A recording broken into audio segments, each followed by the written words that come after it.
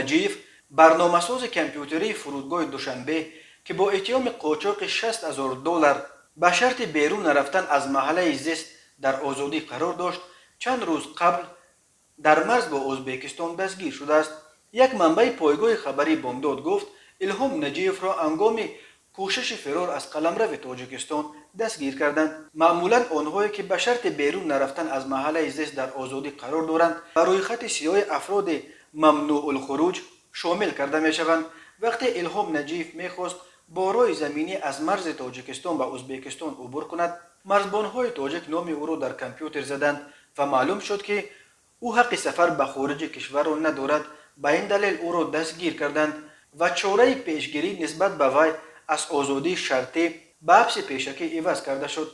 نجیف اکنون با احتمال غالب تا انجام تفتیش پروندهش در حبس پیشکی خواهد ماند، خبر داد امصوبت بامداد. طور بامداد قبلا خبر داده بود کارمندان کمیته دولتی امنیت ملی تاجیکستان روز 29 ایون الهام نجیف برنامه‌ساز کامپیوتری فرودگاه دوشنبه و یک همکار او را در حجره کاریشان با اتهام دست داشتن در قاچاق مبلغ‌های بزرگ اسعار خارجی دستگیر کردند.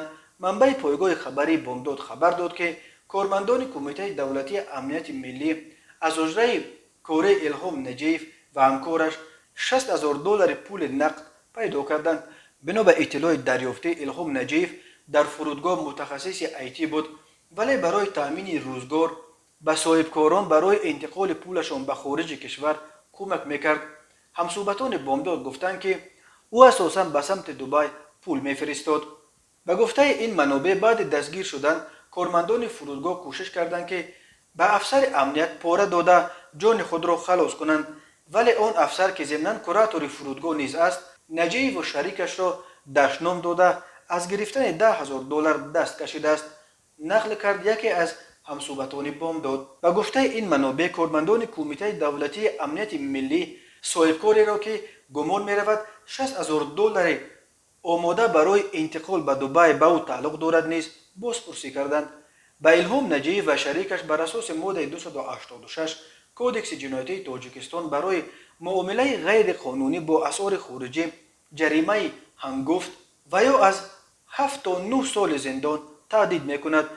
به آنها همچنین بر اساس ماده 289 برای قاچاق مبلغ بزرگ اسعار خارجی با سوء استفاده از مقام خدمتی از 12 تا 15 سال زندان تهدید میکند.